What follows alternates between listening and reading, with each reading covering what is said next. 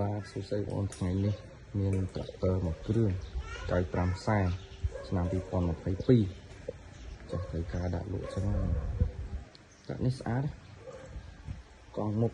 កង់ក្រោយបានជុំស្អាតគល់អែមពណ៌ស្អាតចាស់គាត់ត្រូវការលក់តន់ចឹងណាបងប្អូនតន់ប៉ះសោបងប្អូនសំណុំស៊ីនមកតាក់នេះកង់ស្អាតសាច់ឈាមអីបានមកជុំមកស្អាតត្រង់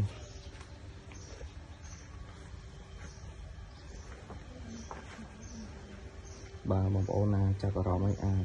តំណបានតាមលេខទូរស័ព្ទខាងលើហើយឬក៏អាចឆាតតំណសួរបាន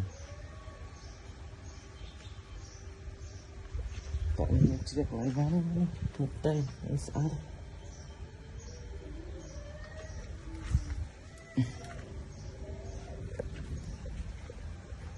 គាត់ប្រើបាន